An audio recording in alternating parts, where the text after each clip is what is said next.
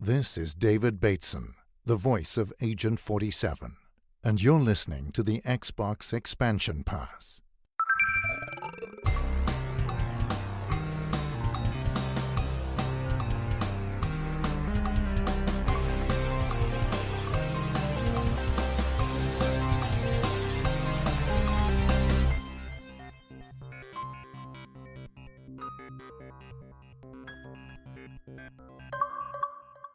Welcome one, welcome all to episode 103 of the Xbox Expansion Pass, recorded on Sunday, October 10th, 2021. I am your host, Luke Lohr, the InsipidGhost. In this episode, we offer review impressions for both Back 4 Blood and Alan Wake Remastered. We'll discuss Ubisoft's latest Tom Clancy tomfoolery with yet another PvP free-to-play shooter, and wonder just what's going on with Battlefield 2042. It's rough, guys. Enjoy. Yet another week of gaming is upon us and behind us. Welcome to XEP, discussing all things in the Gamerverse as they pertain to the Xbox ecosystem. And as I want to do each and every week, I like to start the show by offering words of kindness to those who have made my gaming week better. And this week, the words of kindness go to Megadad content creator Chris Burdo, who has been hosting a series of streams over on his Twitch channel, or the Megadad Twitch channel, I should say, in which he is playing scary games appropriate for the spooky season while he raises money for Extra Life. And can I tell you, there are very few streamers that I enjoy watching play spooky games because I feel like it's just so fake and extravagant while they pretend to be super scared. Not Birdo, not Chris. He is losing his mind. He is terrified of spooky games, and watching him try to raise money for these kids at the same time trying to make it through Slender the Arrival and several other spooky games on tap has been absolutely hilarious. I donated to his particular campaign fund, so he had to give us a shout out on stream, and I made him say all these kind things about Zack Snyder and Zack Snyder's Justice League, because of course one of the heads of the Megadads hates Zack Snyder, and he's just objectively wrong, because how can you trust Adam Leonard when he doesn't even finish the movie Rogue One because he doesn't think it's good? So I enjoy donating to that, but more importantly, watching Birdo lose his mind while playing Slender the Arrival was absolutely hilarious. So shout out to you. Shout out for being out of your comfort zone, Chris. Shout out to you for raising money for them, their sick kids. And to anyone else who is raising money for Extra Life, you guys rock. I appreciate you. Birdo and Megadads, please respond to the live tweet for this episode with your Extra Life links so I can retweet it as well. You guys are awesome. Guys, let's get to some gaming news. There's a lot to talk about this week. Goodness gracious, Back 4 Blood and Alan Wake Remastered both hit at just the right time for me in my gaming space, and that meant that I had to sit on a few reviews that I'm just not ready to get to just yet. I'm talking, of course, about Far Cry 6, which arrived at the same time for me in my codes for Alan Wake and Back 4 Blood, so I had to make a tough choice, and with so many great people covering Far Cry 6 for a number of different outlets, in particular, I'll point you to Ainsley Bowden's review of Far Cry 6 on Season Gaming. That was a really good review. It sounds like it's more Far Cry, but better and refined, which is absolutely great if you want that. I mean, I know if I got an Arkham game that was just more Arkham, I'd be happy as can be. It sounds like that's what it is, but I have not played it just yet. I do first want to talk about Alan Wake Remastered. Alan Wake is a franchise that has been dormant for about 10 years at this point, initially launching on the Xbox 360. And then, of course, Alan Wake, the character, and some allusions to his story, making their way into the Control DLC or Control Ultimate Edition, depending on where you played it. I think I talked a few episodes back about how I 100%ed Control Ultimate Edition and absolutely love that game in its current state on current gen systems of the Xbox Series SX and PlayStation 5.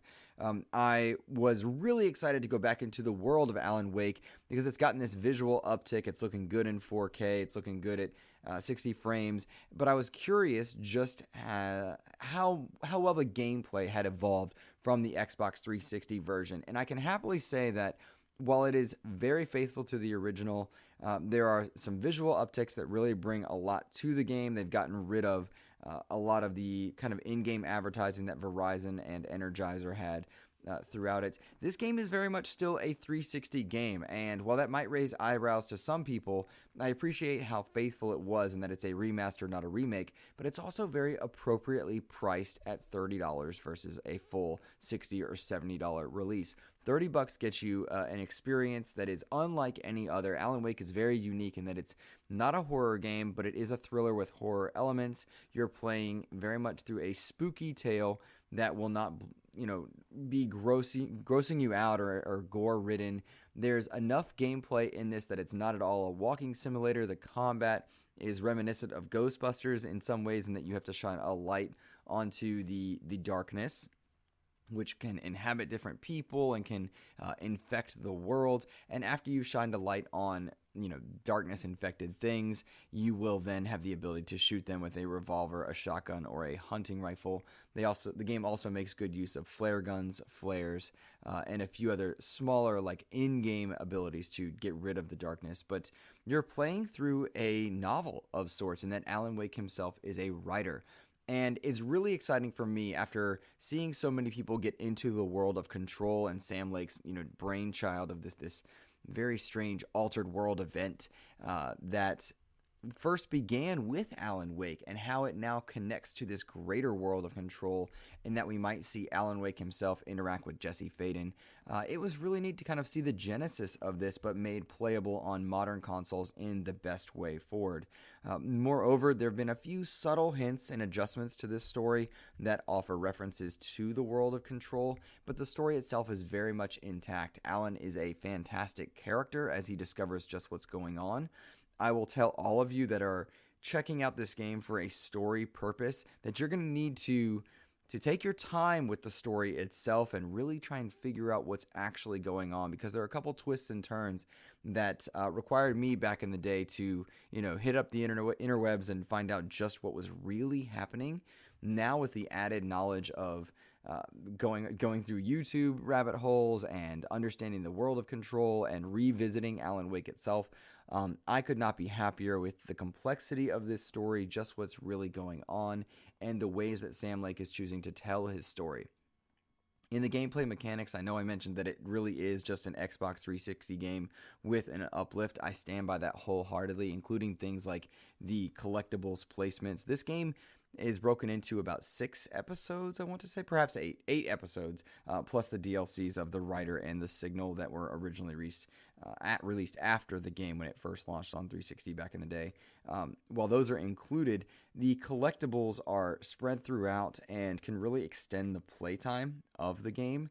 You could knock this one out in about 10 hours, maybe 10 to 15 hours with some modest exploration, but really if you want to do everything, even How Long to Beat will put this north of 20 hours for you, and you don't need to do that. I think you could knock this one out in 12 hours and have a great time with the story. There's just a lot of wonderful nostalgic moments for me as someone who enjoyed the game initially, but as well with anyone that's diving into it new, it's very appropriately priced and well timed with the holiday season of Halloween here. This is a spooky game, not a horror game. You can turn the lights off and have a good old time and get some heebie-jeebies, of course, but it's not going to drive you nuts and scare you out of your pants or anything like that. Without a doubt, I recommend Alan Wake Remastered at its price point. It's fantastic, a must-buy for people that want to explore one of the best Xbox 360 exclusives. And now, if you're a PlayStation gamer, you can dive into this world as well.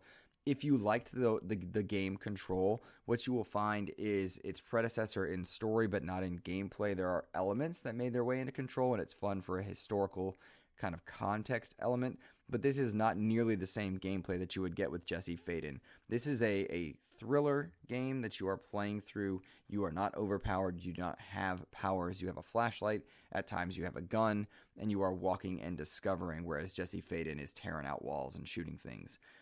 I recommend it. I love this game. I'm having an absolute blast with it. I'm about 70% or so of the way through and really enjoying it. For context, I do want you guys to know I was provided a code by Remedy for this game. And there you go. All right. So let's get into another review, and that is of Back 4 Blood.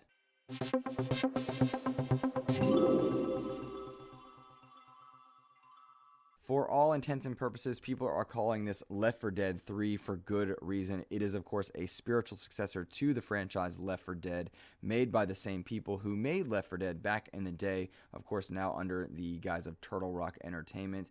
And Back 4 Blood, in its early access form, that is, codes were provided to reviewers, and of course, if you purchase the Deluxe and Ultimate Editions, you have access to the game early as well. It doesn't release onto Game Pass until probably just around when this episode goes live. I've been playing this with friends, with a couple randos. Crossplay has been enabled. We play with some PC players as well, and I'm happy to report this game is fantastic thus far. I'm really enjoying my time with Back 4 Blood. There are a couple oddities, which I'll point out in particular relating to the single player. But in short, this game exists as a first-person shooter. It is very much Left 4 Dead 3 in practice and in premise. The Ridden, as opposed to the zombies, they are indeed infected. There are very similar elements to these special mutations that are out there, like the tanks and whatnot. I'm having an absolute blast with it. The game is beautiful. The beta, I didn't think looked all that great. I don't know if it's just me or maybe it's my display now, but the game is just looking fantastic. It runs extremely smoothly, playing it in 60 frames or better. I'm really enjoying my time with it. Whenever you shoot and blast a zombie, there's gore effects that land all over your character, over your gun, meaning that you can actually blend in with the Ridden at various points. And so if your teammates, who of course have friendly fire on, they will see you in quick haste moments. You will be covered in blood and look like a Ridden or zombie, and they will start shooting or attacking you briefly, and then of course your health will deplete and you've got to talk them out of it. But it's an absolute blast in just seeing how many guts and gore can be covered in my gun as I wade through hordes and hordes of zombies. There's a lot of game here. I've been playing for about 10 hours at this point, with plenty more game to play. The game is broken into multiple acts, and there's a lot of campaign here. And just like the original Left 4 Deads, there's a director that can alter some of the events and modify where you face enemies and just what kind of enemies you're facing at any given moment. There's also a card system in the game that can do those same types of alterations. And what that makes for is that never once can you have the same run. You could even have the same card system layout, and the game director would still change different scenarios therein, which offers a huge amount of replayability. When you first log into Back 4 Blood, I would imagine, as many people are going to do when they have the game available to them on Game Pass, it'll be a bit overwhelming to see this card system. There's a lot of mechanics in play, a lot of customization options for your characters, for your weapons, and what your different decks of cards will look like. And if that feels out of place to you out loud, it will feel out of place in practice, at least when you first dive into it. But essentially what these cards do is offer you modifiers and perks, not unlike any of the other games that you've played likely in a first-person shooter space. These cards, you will quickly understand that they just give you different types of perks and boosts, and the game is going to change each of your different runs as they go.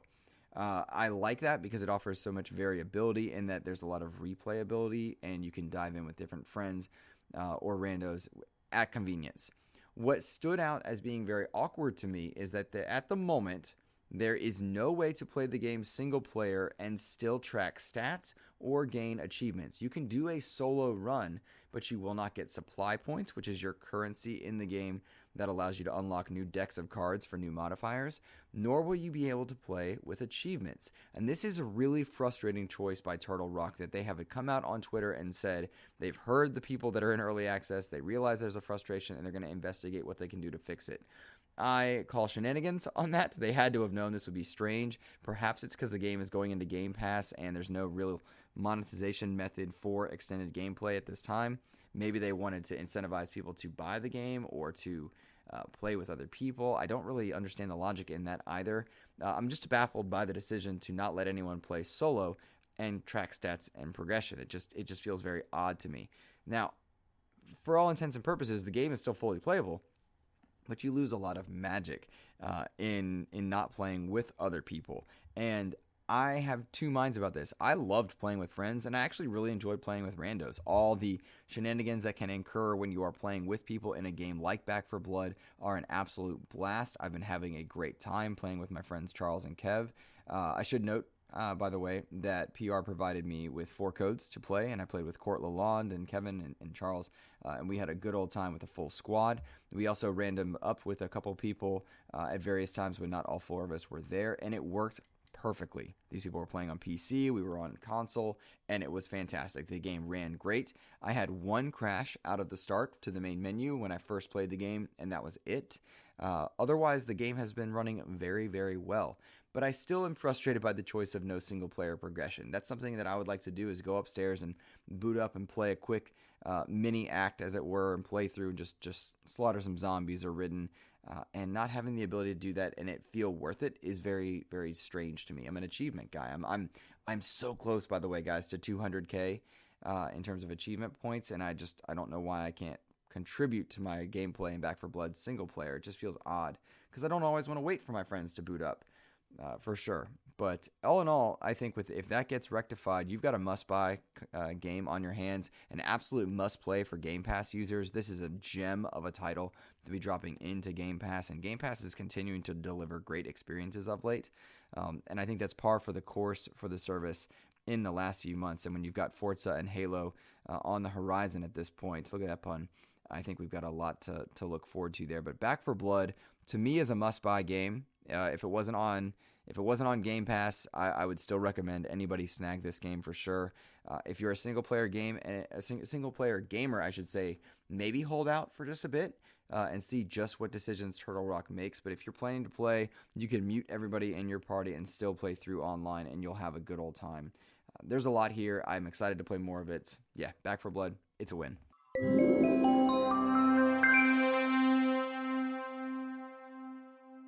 Ubisoft made headlines this past week with some tomfoolery in the Tom Clancy franchise. That's my joke, and I am sticking to it. During the 20th anniversary of Ghost Recon, Ubisoft was having a showcase, and they revealed Tom Clancy's Ghost Recon Frontline, which is a free-to-play PvP shooter, which of course has its own Battle Royale mode. And man, oh man, did this announcement fall flat, and it is met with an eye roll by gamers all around, many, including me, very frustrated with just how Ubisoft is treating the Ghost Recon franchise, just how they're treating single-player narratives, and that's a real shame given the quality title that is Far Cry 6 dropping alongside this. This should have been a celebratory event, but the way that Ubisoft is handling several of its franchises in the way that they're rolling out content for them. Think back to the idea of Tom Clancy's X-Defiant launching just a few weeks ago. Very, very, very, very strange, right? The Tom Clancy name is one that was meant to mean tactical espionage, squad-based or single-player, and a lot of military shooter elements that are just very tactics-based. They struck gold when they had Rainbow Six Siege, but I would argue they absolutely had a fantastic franchise in Rainbow Six Vegas and Rainbow Six proper from back in the day, and they've just gotten so far away from that. One of my favorite things about the Ghost Recon franchise in particular is Ghost Recon Advanced Warfighter and Future Soldier. I loved GRAWS 1 and 2. I loved Future Soldier, that tactics-based single-player game where you manipulated your squad mates to move around and you just be very tactical as you move through different warlike environments. And it just seems to have gone so far away from that. In the end, I ended up really loving Ghost Recon Wildlands, but it was a big departure from that GRAW 1 and 2 and from Future Soldier. And by the time Ghost Recon Breakpoint came out, it was almost indistinguishable from The Division. And The Division is a great game in its own right, Divisions 1 and 2, but they're very distant from what Ghost Recon proper was meant to be. When you factor in games like The Division, when you factor broken games in like Breakpoint, which I'm told is much better now, and I do want to go back to it, but like, who has the time to go back to a game when there are better games coming out?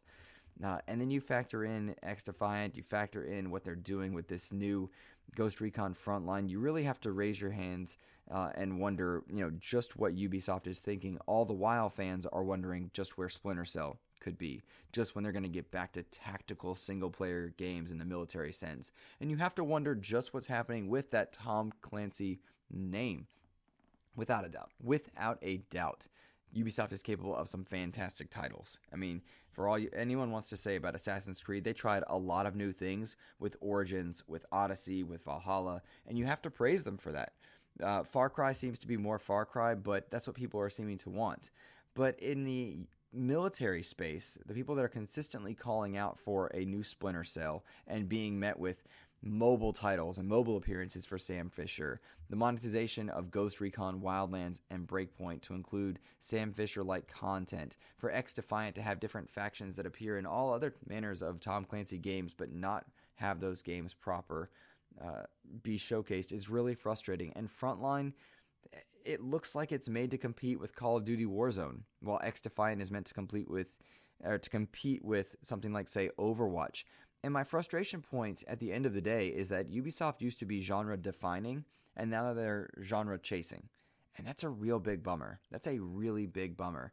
Far Cry 6, again, I haven't touched it yet, but it looks like just more Far Cry. And if you love Far Cry, that's great. That's fantastic, and I don't lament them for that. If people are buying it, people want that, rock on. If they're making more Arkham games, I'm buying them. More God of War games, I'm buying them. You're making a franchise that I love and just giving me more of it, I'm cool with that. But the problem is they're making games that nobody seems to be asking for in Ghost Recon Breakpoint, Ghost Recon Frontline, and and X-Defiant. It just seems so chasing the trend as opposed to defining them or making what's better. All the more, not to mention this new Rainbow Six that's coming out in which you're playing against aliens, right? This new, what was Rainbow Six Quarantine, and gosh, I should have my notes in front of me. I don't even remember what this new Rainbow Six is called, but like, who's asking for it? In a world where Gears of War exists with its escape mode, and it continues to be popular, by the way. Gears 5 doing very well. It surprised me. And then you've got, Back for Blood out here rocking it in its own space, and even Aliens Fireteam. Who wants this new Rainbow Six game? I can't imagine. And then, of course, even The Division has its own spinoff now in Heartland, which is another free-to-play game. It really frustrates me to see Ubisoft kind of splitting down the middle in terms of quality over on the Assassin's Creed side and the Far Cry side, and then all of its military shooters are just getting dumped into genre-chasing experiences. I'm frustrated with it. I'm very frustrated with it. I loved Rainbow Six Vegas' 1 and 2. I loved Rainbow Six proper. I loved the initial versions of Ghost Recon with Grawl 1 and 2, and then, of course, Future Soldier. And not to say anything, I really liked Wildlands a lot. But just the brutalization and the manipulation that's coming from a lot of these monetization models that Ubisoft is employing on some of its franchise, it makes me frustrated. And I really think I could tolerate this stuff if indeed we were also getting a Splinter Cell experience, if indeed we were getting a proper Ghost Recon experience that either echoed of Wildlands or Future Soldier or Advanced Warfighter, all successful in their own right. But what seems to be happening is the games are looking more and more similar.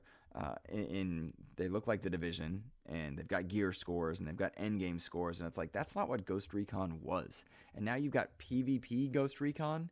It just feels so frustrating. It feels a bit slimy, and I can't imagine this is going to go over well. I know the like to dislike ratio on the video and YouTube's were just absolutely destroying it. I mean, it was just so many downvotes, and I am of two minds about that. I've been frustrated in the Avengers community of late because Avengers has been crushing it in terms of quality updates, and then they've been making some absolutely shoot yourself in the foot decisions that are clearly coming from Square and higher up, and the poor comms team at Crystal Dynamics, which is angling for an Xbox buyout, by the way. It's interesting to hear kind of the stuff I'm hearing on the back end, and that Crystal and the initiative is a first step towards something. Who knows if that plays out? I don't know. But it's just weird to watch these franchises, that people will love, these studios that people love, be destroyed by higher up decisions. And gamers, how do you make your voices heard? Is it by downvotes? Is it by tweeting about it and contacting developers?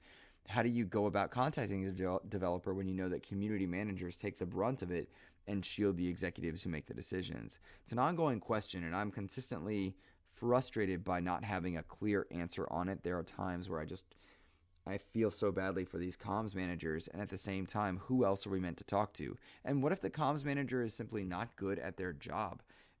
That's a frustrating point as well. If the comms manager doesn't communicate with the community because they're fearing backlash, well, that's not fair to the community, nor is it fair to the manager for having to navigate so many of the worst of the community who make death threats and stuff, and we should never be advocating that. That's not what I mean, but if you have people, I should say, with legitimate gripes, who do they express them to?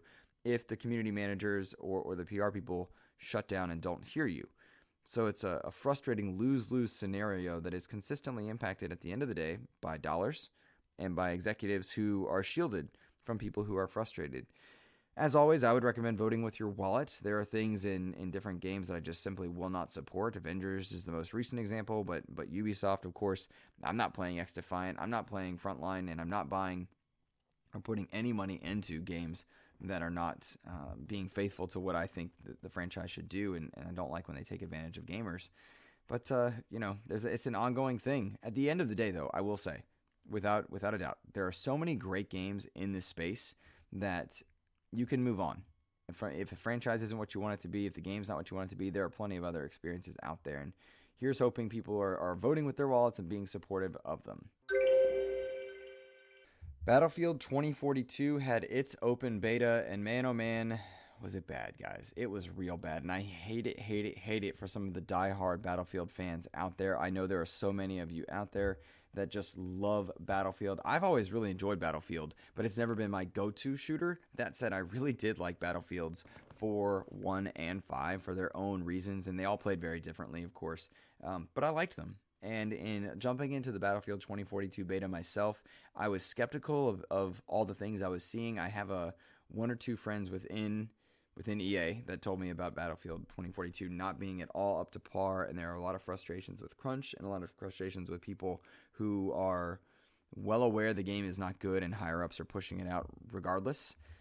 That said, in playing it myself, man, oh man, this game needs a delay worse than anything. I think about Halo Infinite and the example that it set and how much money they probably lost in choosing to delay a year for their release, and now how positively that game is being received after such a negative reception. And I have to hope that we see EA make a smart choice here and delay this game significantly, give the developers time to capitalize on the product that they're trying to make, because you can tell there's a lot of love being put into it. But from what I played, from the now public impressions after that closed beta that we heard and saw things about, this game is in a dire state at the moment. There are echoes of a great game within it, but with tons of visual glitches, hitching, a lot of polish needing to happen. The Battlefield name is going to be tarnished fiercely if this game releases in the state that it is. And anyone can argue older builds, but older builds are pretty par for the course with betas, and just how far can you come from a beta that's a month out from launch to where we're expecting it to be. What can you really learn at this point based on its release date? This is effectively a demo, and man, this game is bad. This game is really bad, and I'm not holding back on my feelings on it because I need this to delay so that the Battlefield name stands strong.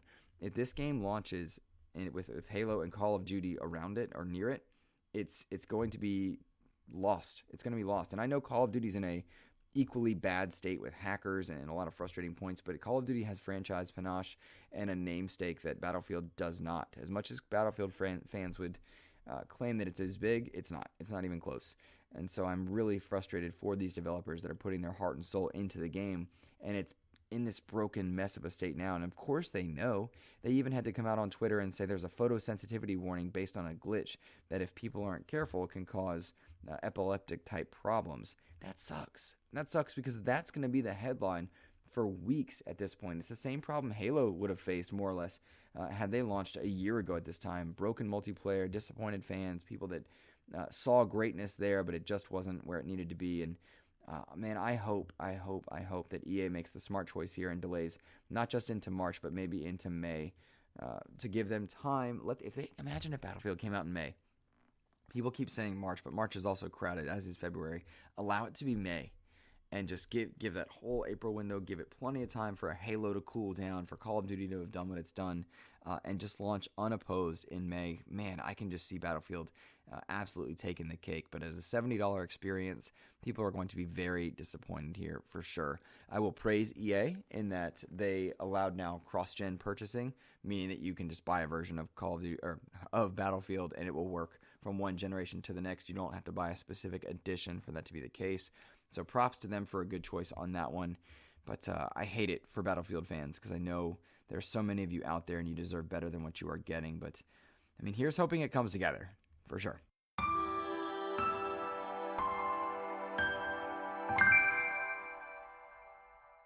let's get to some listener mail. Quite a few of you guys writing in this week, and I skipped a few because I didn't have good answers for you. I snagged a few others, and I'm happy to address several of them. Let's first go with Mr. Court Lalonde, who I'm making an appearance on his podcast with Matt from Assemble as well. I'll be on that tonight. By the time this is out, it will be out, so that's kind of cool. They're on Assemble XP podcast. Court Lalonde says, would Halo Infinite still be considered a success if the single-player campaign doesn't review well, but the multiplayer does? We had a similar question. I believe it was Hypecaster writing in. He says, with Halo Infinite multiplayer making a great impression and the campaign not shown at all 2 months from release, I'm thinking they bought themselves room to delay the campaign to spring, and they will take it. Delays have done this game incredibly well, it seems. Thoughts? So a lot to break down in that. Of course, the Halo Infinite beta was very well received. That has been often talked about on a number of different podcasts and media spaces of late. Without a doubt, they could release just the multiplayer and the game would be considered a success for sure. Without a doubt, they could do that. They could delay the campaign and it would be considered a success still, just because of the quality that we're talking about. That said, delaying the campaign would get a lot of headlines and absolutely split the community. I don't agree with you, Hypecaster, that they could do it successfully and not take a significant amount of backlash. I do agree that delays have done this game a world of good. I think that we're not seeing a lot of the campaign stuff because they're saving that for the Halo 20th anniversary, which is not happening and coinciding with the launch of the game. I bet you get a good old set of campaign trailer and details around that Halo 20th anniversary, which is also Xbox's 20th anniversary, and you get a showcase of some kind in which they celebrate the heritage of Xbox and Halo together, and that's where you get a lot of the campaign.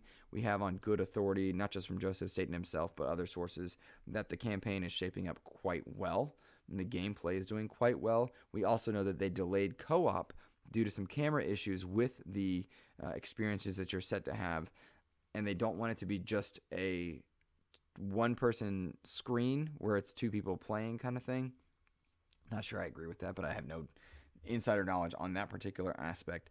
That said, I think the game for Infinite is going to shape up well. I'm not concerned about the campaign the way I think some people are, because we do have on good authority that's coming together in just the right way. There's my puppy. She's at my feet. She's a cutie. So, you know, at the end of the day, I think you're setting up for a good multiplayer and a great campaign as well. And we have a lot to look forward to with Infinite. And that's what you would expect after a year-long delay. I hope I'm right. I think I'm right. I've got on good authority that I'm probably right.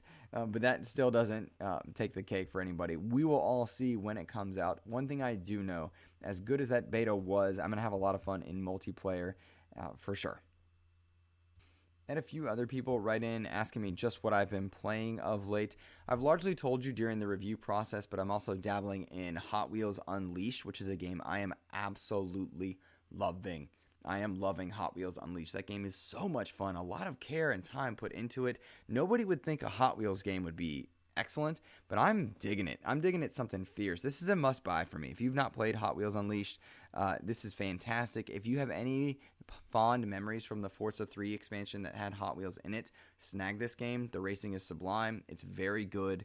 The cars feel great. There's a lot of love put into them. I will say that I went out and bought the edition that came with the expansion because it's going to have some DC Comics crossovers as well. I've already got the Batmobile in there from the animated series, but there's more on the way, and they're dropping cars in regularly as well. There's a lot to unlock. There's a lot of really cool environments. This is a Hot Wheels game in the best sense, but it honestly, guys, it feels a lot like Forza Horizon 3 in the Hot Wheels expansion specifically. The cars feel great. The environments look great. Please play this game. It's really, really, really cool. I'm digging it. I also just started Centipede Recharge, which is kind of a re-release of the old Centipede game. For that one, I was provided a code, and I'm liking it. You know, if you like the old Centipede games, it's great. But there's a good old bit of classic love in that. All right, guys, that's going to be it for me. A short episode this week. I hope you enjoyed it. In a couple weeks, I'll probably start having more guests and interviews back on. I just needed a break because school has been so busy, and I didn't have time to arrange and coordinate that kind of stuff. But I hope you're still willing to drop a favorable review on your podcast service of choice. Support the channel over on youtube.com/Xbox Expansion Pass, and have yourself a wonderful gaming week. Take care.